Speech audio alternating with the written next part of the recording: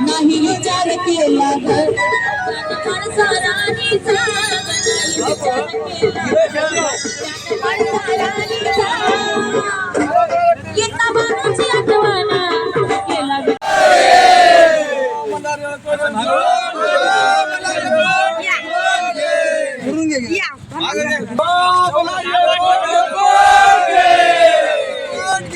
नमस्कार मित्रांनो, माळेगावची यात्रा आज सुरू होत आहे 18 डिसेंबर 2025 ला आणि या ठिकाणी माळेगाव यात्रेसाठी खंडोबारायाचा रथ घेऊन या ठिकाणी शिवाढून माळेगावसाठी या ठिकाणी पदयात्रा निघालेली आहे. तर मामा, ही पदयात्रा कधी निघाली होती? 16 तारखेला पायीच निघाला. किती दिवस लागले माळेगावला यायला?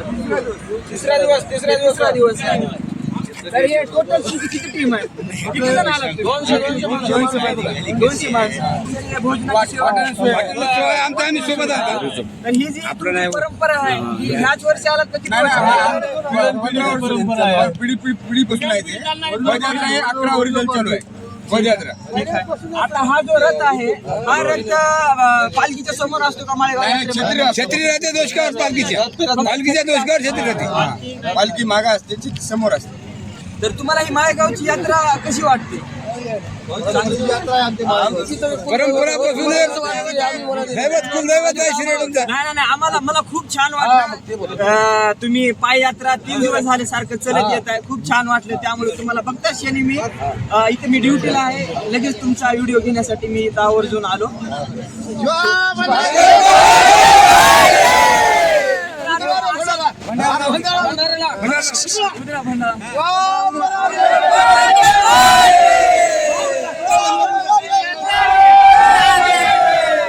मित्रांनो, असाच एन्जॉय करण्यासाठी आणि भाविकांसाठी विनंती करतो की माळेगाव यात्रेला आवर्जून या.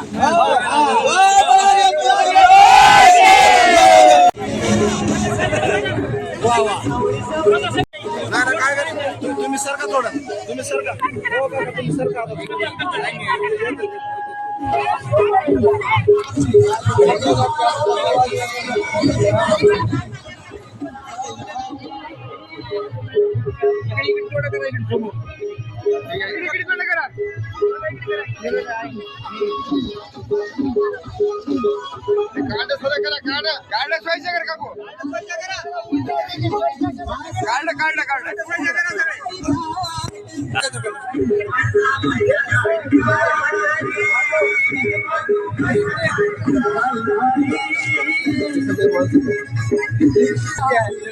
नमस्कार मित्रांनो,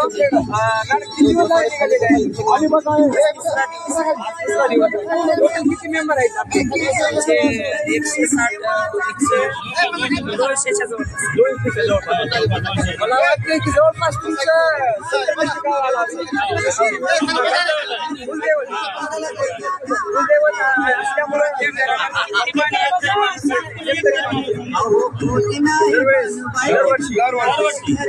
दरवेळेस कसं वाटतं यायला?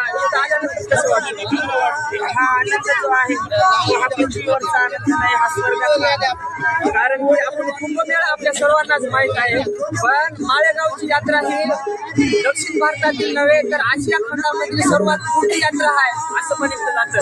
मी कालच एक तमाशामध्ये मुलाखत घेतली होती. ते म्हणले की आम्ही भारताच्या बाहेर पण गेलो आहोत, पण माळेगावची यात्रा ही दक्षिण भारतात नव्हे तर आशिया खंडामधील सर्वात मोठी यात्रा आहे असे म्हणतात. तर हा कुंभ मेळावा जो आहे त्यापेक्षा तर किती मोठ्या पटानं माळेगाव यात्रा ही भरली जाते. अनेक भाऊक या ठिकाणी देवाचे दर्शन घेण्यासाठी येत असतात. सर्वजण एकदम आनंदी आहेत. हा एकदम सण साजरा जसा होतो त्या ठिकाणी सण साजरा करत आहेत. रथ पण आहे, 2-3 दिवस झालं चालत येत आहेत या ठिकाणी. आणि पण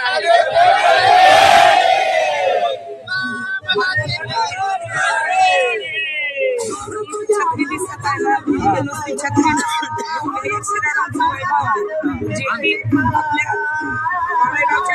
यात्रेमध्ये पालखी निघते. त्या पालखीची पालखी ही आमच्या मग तुमच्या गावामध्ये पण कुटुंबात चालत आहे, मूर्ती आहे ना. दगडी मूर्ती आहे. तुमच्या गावामध्ये खूप माहिती शेकडो जे गाव आहे ते नांदेडपासून 35 किलोमीटर आणि नदीचं जे आहे ते गावाने तर या सर्वांचं एक वैशिष्ट्य असं आहे की प्रत्येक गावामध्ये कसं असतं सटीच्या दिवशी जे षष्ठी आपण म्हणतो चंपाषष्ठी त्या दिवशी जे आहे ते आपण तुम्ही थोडं सगळ्या बाजूला येऊन लावा बरं. दुसरीकडं पण एक शिराडोंचा वैभव असा आहे की ही छत्री माली पाटील व्यंकटराव माली पाटील यांच्या घरी असते आणि त्यांच्या घरी पांडागड्या आणि कपाळे दोन्ही मिळून सगळ्यांची खंडोबा घेऊन जाऊन एकत्र तळी उचलण्याची ही प्रथा पूर्वापार चालत आलेली आहे. हे बरं मॅडम, फार तुम्ही मोठं वैशिष्ट्य आहे. किती वर्षापासून माळेगावला रथ घेऊन येऊ शकता? माळेगावला हा 7 वर्ष झाला आम्ही येत आहोत. पण ही जी छत्री आहे ती पूर्वी पिढ्यानपिढ्यापासून आली मानाची छत्री बोलतात. मानाची छत्री आहे.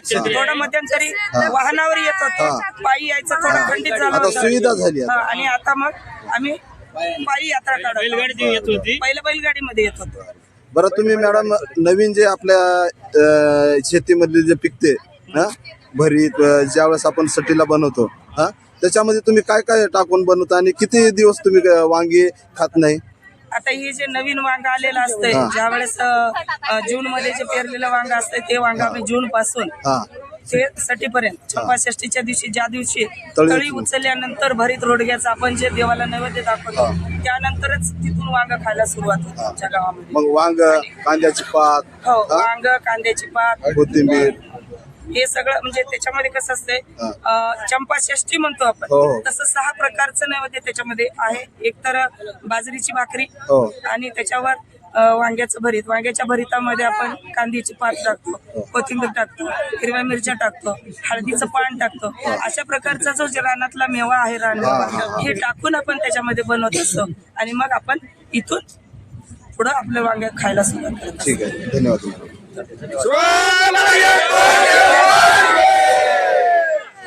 झाली वांगच काय ना.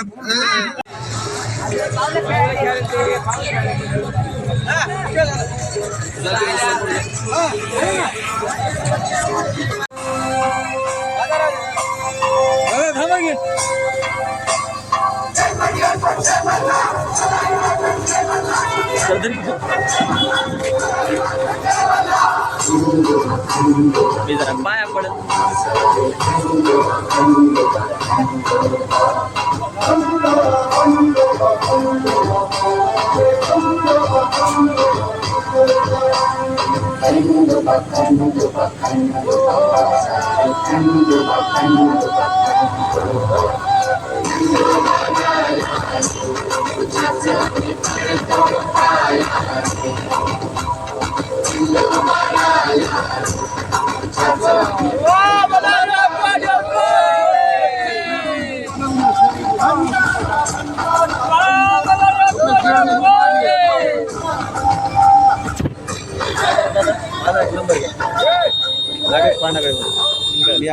बरोबर.